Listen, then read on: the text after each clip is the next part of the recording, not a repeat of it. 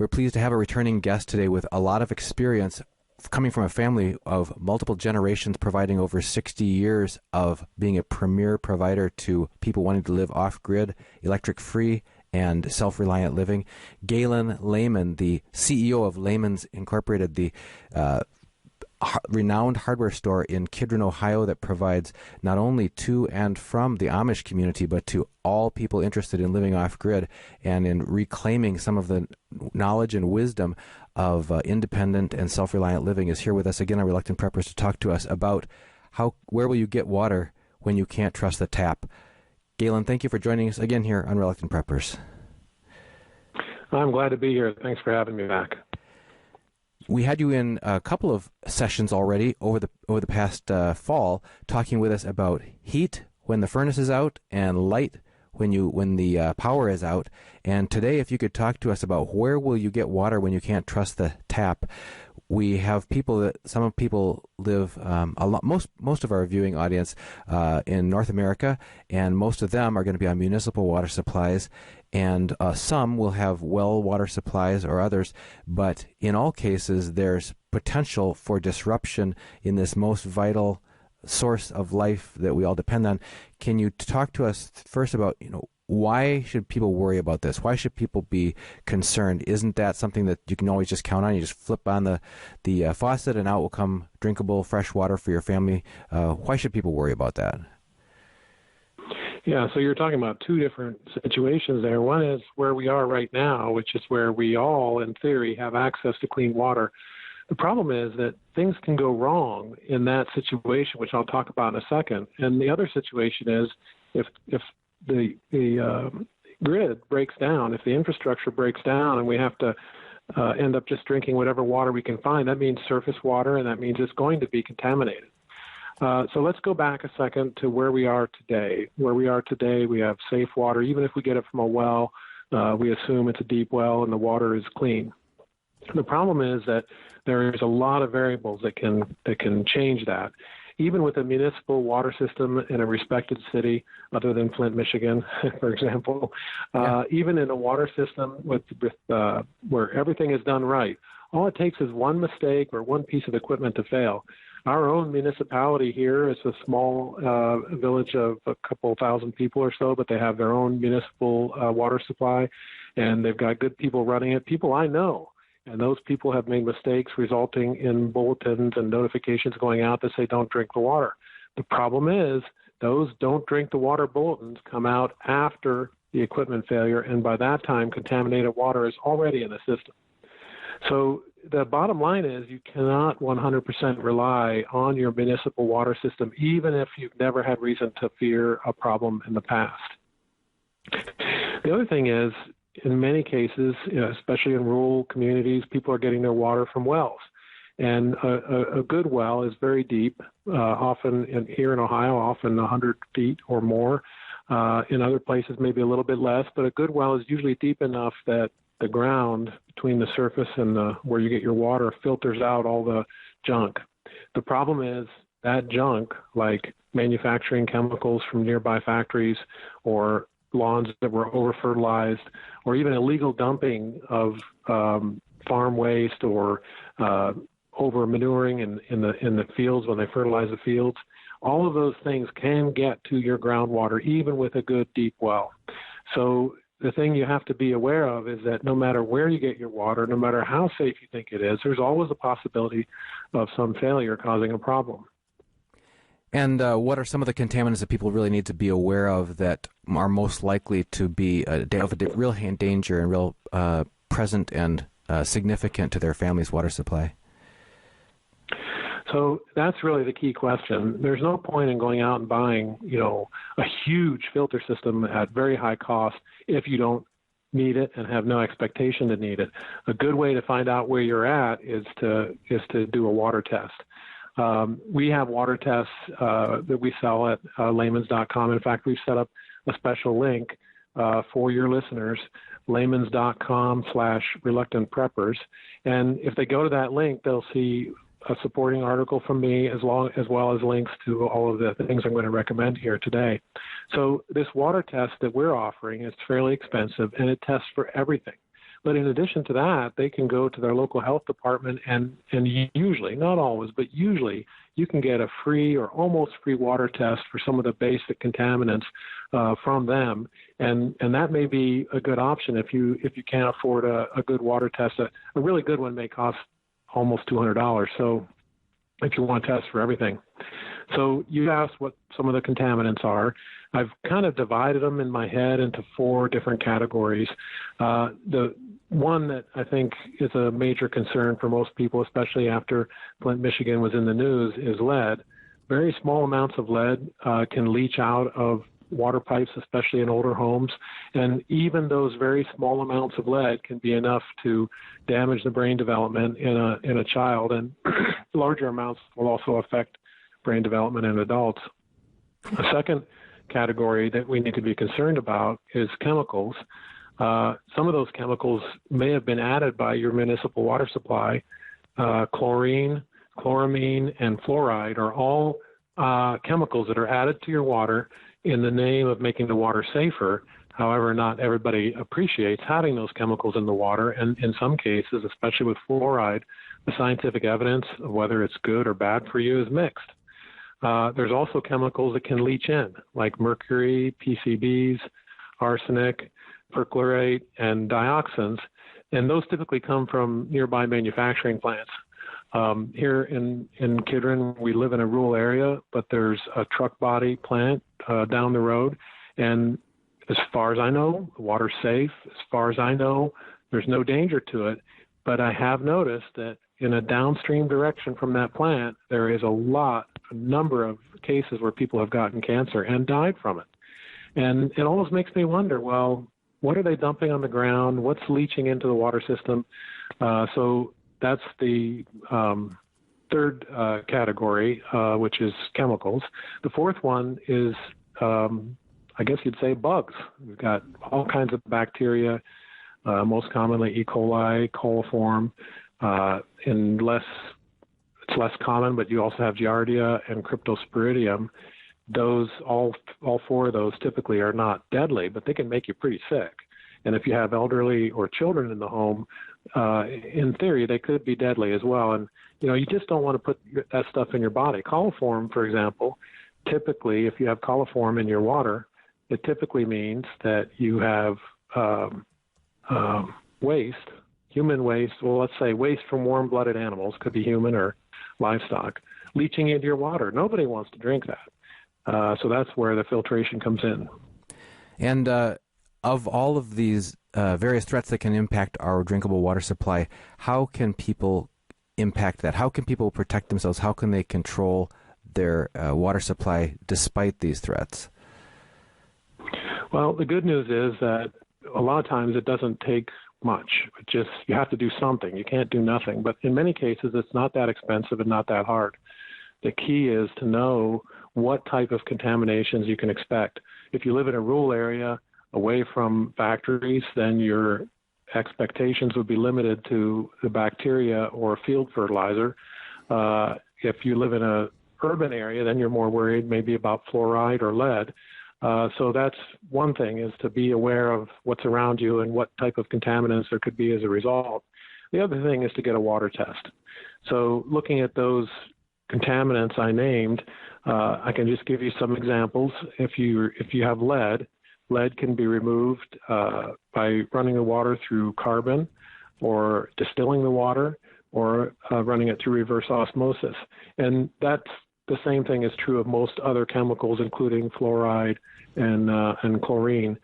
They can be removed by reverse osmosis, carbon, and in many cases distillation, although there's some limits on that. And then the other one is bacteria, and bacteria can be removed by as little as putting it under a UV light, and UV light filters are available. The interesting thing is, when I grew up in Africa, and when I was in Africa, we would kill bacteria by putting clear water. You can't do it with muddy water. Clear water in a saucer in the sun, and lots of UV light coming down from the sun. By the end of the day, the water was considered safe to drink. So UV light is one thing that will kill bacteria. You can run it through a ceramic filter. you can boil it, or you can distill it. So you've got a number of options for each of these contaminants. In order to apply those technologies or those techniques that you described, what kind of tools should people be aware of are available, and how do these what kind of cost ranges and effectiveness of applying these different techniques do these different tools offer? So there's a number of options available, as I said earlier, and many of them are not that expensive. The thing that I always counsel when people are thinking about buying supplies for a disaster or to be prepared for whatever may come your way is to think carefully about your situation and about what you're preparing for. A big factor there is how many people will you want to help protect with this water filter system, or how many people do you want to supply safe water to?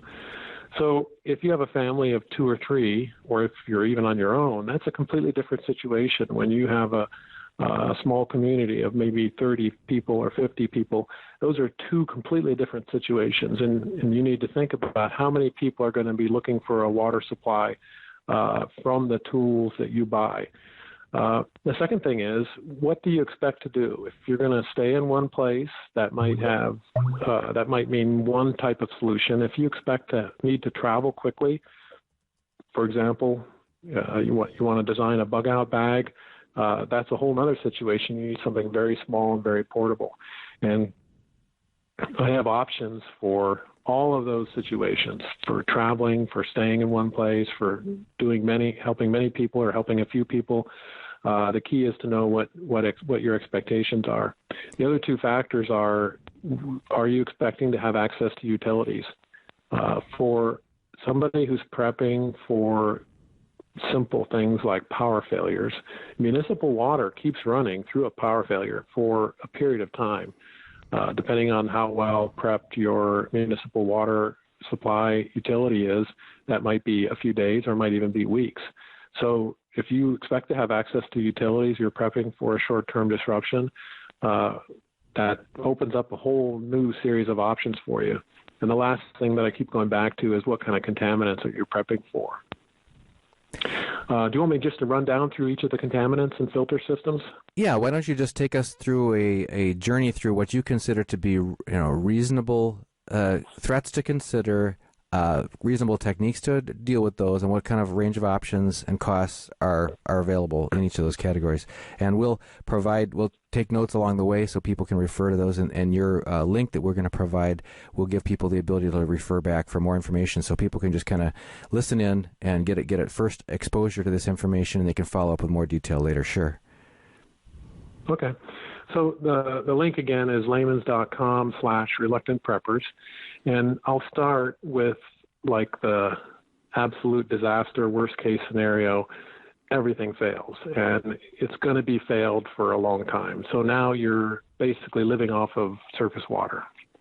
In that situation, you want to travel light, and you don't want to have you want to have the simplest possible options. And the simplest possible options, if you're drinking surface water, the biggest contaminant you're going to be dealing with is bacteria. Mm-hmm. And the simplest option is to boil it or put it in a saucer in the sun. Just make sure if you use the saucer in the sun idea that the water is settled. Like river water is muddy and the sunlight won't get down to the bottom of the saucer. You can't produce a lot of water that way, and it's difficult to produce, but at least you can get some water in a dire emergency. If you have sunlight, if you got a lot of cloudiness, raininess, or different, or if it's winter, that can be difficult. So go ahead. I'm glad you brought that up, because it depends on your client. When we were in Africa, we had sunny days during the dry season. We had sunny days for months, and that's a whole different situation. We were tropical sun every day, no problems using the sunlight. But if you don't have access to sunlight, like Ohio winters are a good example. We have cloud cover 80% of the time. That limits you some more. So one of the options that we offer, if you want to just upgrade a step, is distillation. We have a non-electric distiller. You need a heat source, and the drawback is it takes a lot of energy. It's portable, but not super portable. It's not like you if you have a bunch of stuff to carry on your back, it's going to feel pretty bulky. But it's all stainless steel. It's extremely durable, under $500. I think I think you can rely on distillation to probably get rid of every chemical or bacteria contaminant you'd have to work with two kind of cautions. One is you want to keep the distiller clean, otherwise the water will be recontaminated with bacteria after the water condenses. And the other thing is that some chemicals, if you're in an area with a lot of industrial development, some chemicals have a lower boiling point than water. So you're boiling your water, the chemicals evaporate, then they recondense and they go right back into your water.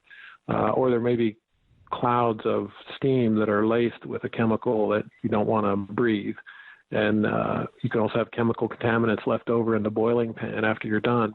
Now, those are extreme cases, like you're right in the middle of an area with a lot of factories. I think your biggest drawback with distillation is the heat source that's required and the amount of time that it takes. So those are like your two kind of worst case scenarios.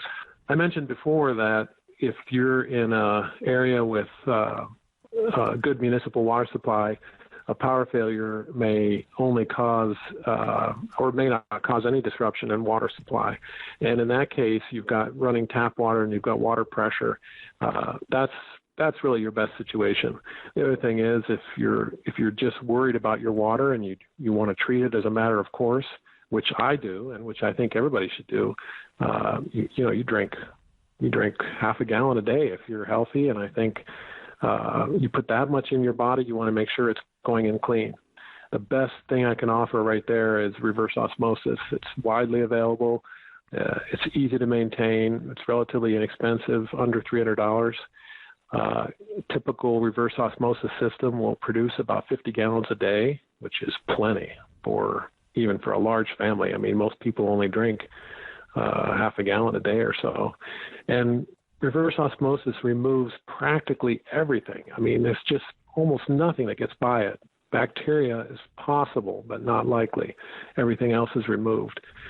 A lot of people are confused by the word reverse osmosis. Well, what does it do? And I can boil that down into a real simple description for you. It's not 100% scientifically accurate, but it gets the message across of what it is. If you could imagine a super thin plastic membrane and water is pushed against the membrane, and the membrane has microscopically small holes in it that allow clean water to pass, but everything else has to go by it.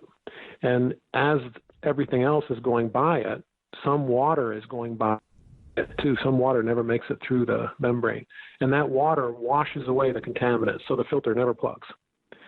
A good reverse osmosis filter also has charcoal filters before it and charcoal filters after it.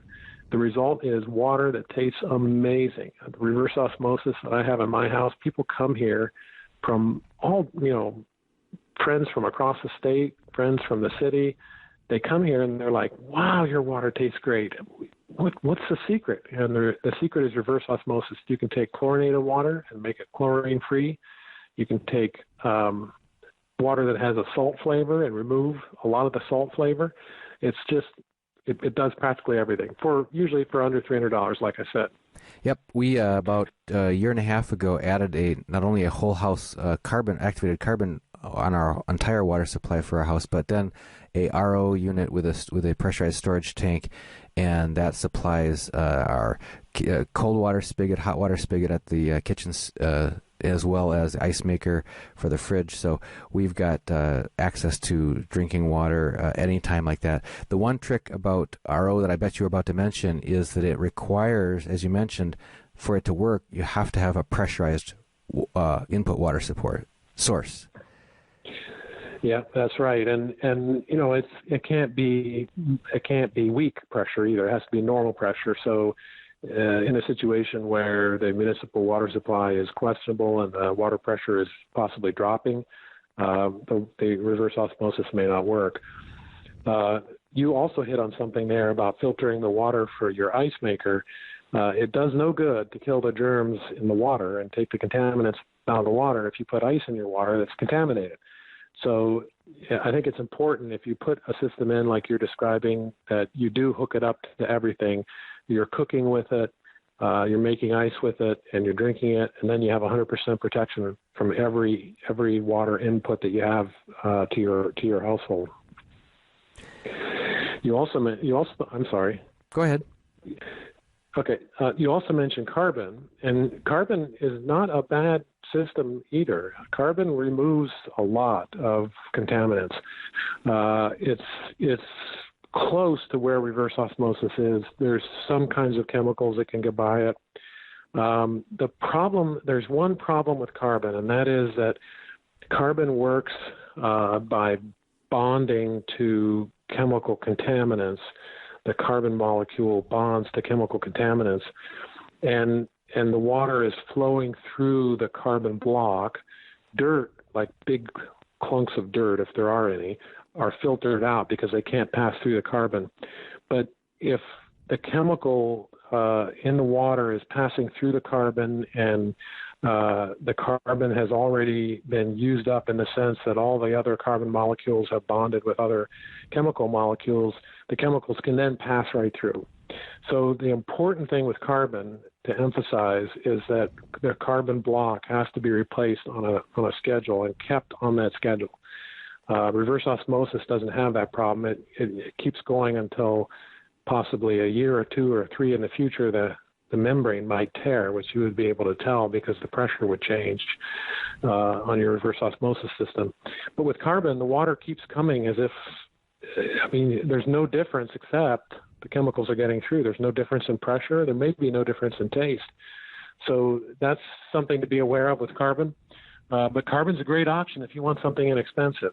A whole house system isn't cheap, but a drinking water only carbon system, you could have one of those usually for less than $100. They're not expensive at all. And beyond carbon, you also mentioned pumping. If you're going to increase your ability to do filtration for groups. Yeah. So now we're moving toward a place where you don't have utilities, but you can take equipment with you. So in the first case, we were looking at a big disaster where you can't take equipment with you. In the second case, we're looking at you still have municipal utilities available, and that's a good, that's a system everybody should have, in my opinion. Then the other thing is to prep for a disaster where you don't have utilities, and there's a number of ways that you can actively filter water. You don't have to carry a big distiller with you, and you can actively filter water in an extremely effective way. So we have small portable pumps. There's the most common brand, like the leading brand, is one that's made in Switzerland, and it has an unusual name of Katadyn. Sure. Katadyn. And Katadyn is used by Red Cross. It's EPA certified. It gives absolute and as complete as can be done removal of all the kinds of bacteria you're worried about, E. coli, Giardia, Cryptosporidium. And these pump systems that they have are very small and readily portable. Like they often refer to them as pocket filters. You'd have to have a mighty big pocket, but it's close to fitting in your pocket anyway. And they unfold like the size of a flashlight. They've got a little pump on the side or on the back, and you pump the water. The biggest complaint I've ever heard is that you have to actively pump. It's like an old-fashioned tire pump. It wears you out after a bit. But they produce water, and they last for a long time. The limitation on filtration like this is that the outside of the filter can be plugged. And the advantage on this Katadyn type of filter is that the filter element is made out of a ceramic material. The water passes through the ceramic material, and the dirt is removed, the bacteria is removed, and water is safe to drink. They won't remove chemicals. That's the only limitation. And when that filter gets plugged, you can just brush off the outside. You remove a very thin layer of the filtering element, and you remove the plugged part, and the filter works like new. And that can be brushed repeatedly as it plugs. Eventually, you have to replace the element, but it can go a long time. Some of those filters are even available with a carbon core. And with the carbon core, then you've got some chemical removal as well as the bacteria removal. Right. Go ahead. Go ahead. I was going to say that go ahead. Familiar with you've been mentioning the pumping from Katadyn. I understand that there's also highly recommended drip type filters that have the ceramic elements, and you can get the optional carbon on them. I'm familiar with Berkey. I don't know what other ones you're going to be talking about. Yeah, so that's a good example. Berkey's a U.S.-made filter that uses dripping. Or let me explain a little bit more what we mean by that. You've got two tanks, one for the clean water and one for the dirty water, and you put the dirty water tank on top, and then the water drips through the ceramic elements and gets into the lower tank. And by the time it's in the lower tank, it's clean. If you get the pure ceramic kind, you remove all the bacteria. If you get the ceramic kind with the carbon core, then you're removing bacteria and many chemicals. It's the same exact technology that I just described as on the Katadyn filter. Instead of pumping it through and getting fairly fast production for a lot of work, you get slower production, but there's no work required. All you got to do is fill the top tank. And these are very popular with people that live in remote areas and are fairly don't have to move a lot. The filter systems like this can be packed into a small box about 12 by 12 by 12 roughly. It's not super portable, but it's extremely light. It's bulkier than the pocket filter, but there's no work required. And drip filters have been so popular that at Lehman's we've got three different options. So you can buy the Katadyn, which is the original, for a little bit less than $400. You can buy the Berkey, which is the USA-made filter that copies the technology that Katadyn came up with, and that one's under $300. And the Berkey is much more popular because of the price savings. At Lehman's, we've looked at the technology ourselves, and we've designed our own filter using the exact same technology with lower cost components, and that one's under $200. So you have a number of options there, and all of them in terms of effectiveness are going to do exactly the same thing. And those are a great option if you're in a stationary location and you want to remove all of the bacteria and most of the chemicals. Now, the big factor is portability. If you're in a bad situation where there's a disaster everywhere, most often you're going to need to move. And if you're just trying to protect one person, you want an extremely small, extremely portable bug-out bag. The Life Straw is a great item to carry. Again, it uses the same technology. It's like a straw on steroids. It's, maybe an inch in diameter and about the same length as a regular straw. Okay. For $25. It's one person, unless you trade it between people. I mean, you can just take turns sucking on it. It sucks the water up through the ceramic filter, takes the bacteria out, and you can cap it up and throw it back in your bag, and you're good to go again. In addition to those options, you mentioned that in between the pumping option and the drip option, a siphon option, and I'm not familiar with that one. Oh yeah, I'm glad you reminded me of that. So the siphon option takes the Katadyn ceramic filter, so it's the same ceramic technology, and then it has a long hose on it. So you find your water source, you scoop up a bucket of it, you put the bucket on a table or something like that, you take this tube and you suck on the tube until the water starts coming out of the tube, and then you put the mouth of the tube below where the bucket is. And now the water will siphon just like during the oil crisis in the 70s, we used to siphon gas from our gas tanks. Right. Yep. Once you get the water going in a downhill way, it'll flow on its own. So in that case, for very inexpensive, under $100, you can get the same siphoning technology. This would be your lowest cost way to get high volume ceramic filtering, removing virtually all of the bacteria, getting safe water. This would be your lowest cost way to do it, and it doesn't require any work. There's just one limitation. Remember I said you're going to put this straw in your mouth and suck on it to get the water flow started? Well, is the straw clean? Was the ceramic filter in a clean bag, so when you dropped it in the water, you didn't contaminate everything around it? I would say the ceramic filter, the siphoning system of the ceramic filter takes a little bit more caution in the way that you use it to avoid contamination. Just for example, you've dropped the ceramic filter in a dirty source, and you've filtered your water, you've got clean water. Now you take the ceramic filter, you coil up the hose, and you put it in a bag. Well, now the clean hose just touched the dirty filter, and so you've got contamination by transference. It just requires a little bit of common sense care, but that is the one limitation on siphoning. It's a great system. It works just as well as the other systems. It just requires a little bit more caution, which is, I guess, it's justified because it's a lot less money. How would you provide clean water for a larger group, whether you have a large family or multiple families that are hiding out together or huddling together in the case of hard times? Yeah, that's a great question. And there's a brand new filter system that fits in a backpack. Remember I told you that reverse osmosis was the best system, but requires water pressure.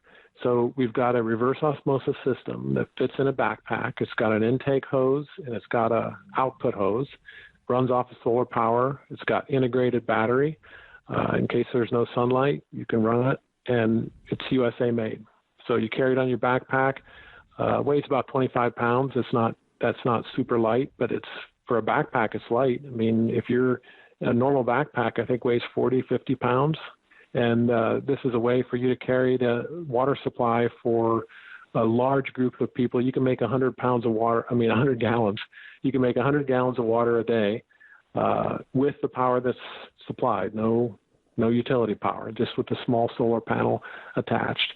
And the purity of the water will meet or exceed World Health Organization standards. So chemicals are out, bacteria is out. Just drop one end in, flip a switch, and the water comes out at pressure. I mean, it's astonishing how much water it produces in a short amount of time. I was so impressed when we tested it. Pumping water right out of a pond, brown water with who knows what in it, pump it into a bucket. We took the water that we pumped and took it to water tested it, and it was clean. Sounds like a very important resource to be aware of, but you've mentioned production of clean water. What about storage of clean water? I know when we put in our RO unit that I mentioned in our home, we kicked in a little extra to get this 14-gallon pressurized tank. It basically has a elastic membrane and at the midline, kind of like a diaphragm at the midline of the tank inside, and the bottom half of the tank is pressurized with an inert gas, probably nitrogen or argon or something. And when the RO water is injected into the top half of the tank from the production system, then it displaces that elastic membrane down, and pushing it down against pressure. So then when we want to take fluid, clean water out, we just turn on the spigot, and the pressure that's in the bottom of the tank and the membrane push the water back up. So even if we had a complete power outage, even if we lost municipal water pressure, we'd still have at least that 14 gallons of RO water that are under pressure in that tank ready for dispensing. Are there other storage options like that people should be aware of? Yeah, so you've got a number of options there, and I think the idea of storage is important. You can go at it by using a purchased system, which we sell purchased systems that hold multiple gallons, 10, 20, 30 gallons of water. Or you can just use old milk jugs, rinse them out, make sure they're clean, and you can store your water a gallon at a time anywhere you want in the house. The thing that many people don't realize is that any well system, any house that gets its water from a well has a pressure tank in the system.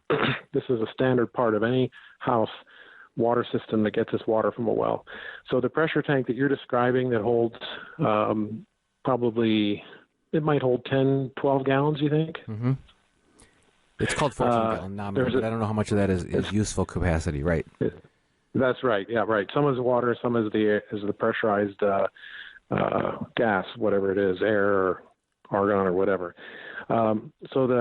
Your house, if you have a well, your house has a pressure tank on it, and that pressure tank probably holds 40, 50 gallons. I know in dry states they often have irrigation systems, and even people with municipal water get their water from a well to irrigate with, and those have a pressure tank on them that may hold 20 gallons. So there's often places in your house system, especially if you get water from a well, there will be a place in your house system where water is retained. The other thing is when you know a disaster is coming, it's a great idea to fill your bathtubs, fill your sinks, and you've got standing water you can use. Another one that really grosses my wife out, but which in my opinion is perfectly safe, is to take it from the tank on the back of your toilet.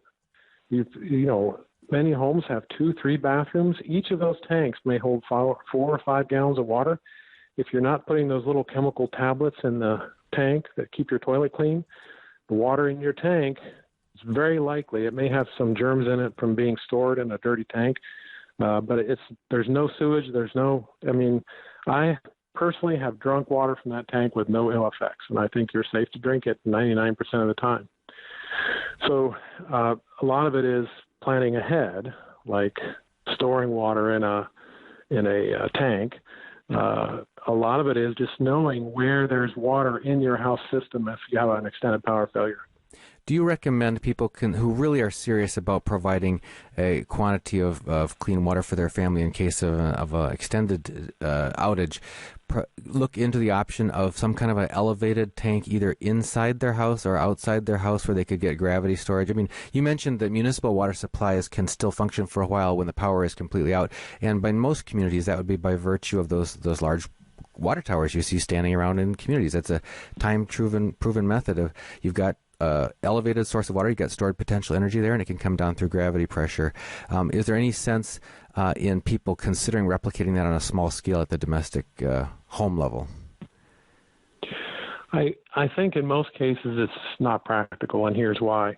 If you look at those municipal systems, those tanks are, I don't know how high in the air. What do you think, 100 feet? They're up there, right? They vary, but they're high, yep. Yep. What we found is that even in a 2-story home, if you put the water tank in the attic, the pressure that you get at the tap is extremely low. It's just not tall enough. There's a formula that gives the pounds of pressure for every foot in the air you go, and I can't remember what it is, but the buildup is very slow. So the reason that we know that is because here in Amish country, there are a lot of Amish families that do that. They put the storage tank in the attic, they pump the water up there with a windmill, and then they take the water by gravity flow. But I can tell you this, I've been in those homes, and I can't imagine that taking a shower under that kind of water pressure would be very satisfying. Okay. You can do it, but it comes out slow. So for survival purposes, yes. For comfort purposes, maybe not. Yeah, and even for survival purposes, I think in this, when you're in a survival situation, the idea that you're going to have all the comforts that we have gotten used to is unlikely. Right. And so my view is keep it simple, keep it inexpensive. That means, hey, let's go down to the basement and get another gallon of water from the 1-gallon milk cans that we have stored down there. Well, Galen, you have given us quite a tour of what the types of threats are, what the techniques and technologies are, and what the tools are to apply those technologies. Is there any last thought that you can add that would wrap that all up for our listeners? Sure. I just want to remind you again of the website that we've set up, layman's.com/reluctantpreppers. So we'll be putting information there. I add to it as time goes on or as we get feedback from your listeners. The main thing is that in an emergency, water is what you need. You can survive tremendous variations in temperature. You can survive blazing sun or very cold weather for surprising periods of time, but you cannot survive without water. And so setting aside some water now when you have a ready, clean supply is such an easy thing to do. It doesn't even require any money. You just get used milk cans, make them clean, and put water in them. That's the simplest thing you can do right now. And if you want to have a more reliable supply, a pumping water filter or drip water filter is the way to go. When people do that kind of domestic, simple storage in just ordinary old clean containers of water from whatever their current water supply is, do you recommend adding any chlorine or other chemicals to provide safe storage over a period of time? So I think there's mixed information out there on that. I have not found a clear answer from anybody whether that's required or not. When I've stored water, I've stored it for months at a time, and when I go down and get it and pour it out, it's clean and it feels safe to drink, and nobody in the house gets sick. So rather than loading it up with chemicals, which I never like using a chemical option when there's other options available, I would recommend just rotating it. So instead of putting it down in your basement or in your closet or somewhere and forgetting about it, if you decide you're going to store 10 gallons every week, put a fresh gallon in, take an old one out, and then you don't have to add chemicals to it. If there's a disaster, you're going to be consuming it pretty quickly, and the question of whether you need chemicals to preserve it won't even be an issue. You're going to be sucking it down. You might even have to ration it if you don't have a filter system. I don't think chemical preservation is needed. I know there's people out there that don't agree with that, but I'd rather not drink the chemicals, so I just use it untreated. Very good. Galen Lehman, CEO of Lehman's, thank you so much for joining us on Reluctant Preppers, and you've joined us about heat, about light, about water. We'd sure like to have you back on other topics because you've got a wealth and breadth of information that we could share with our viewing audience, and just thanks again for joining us here. I'm glad to do it. It's always a pleasure to talk with you.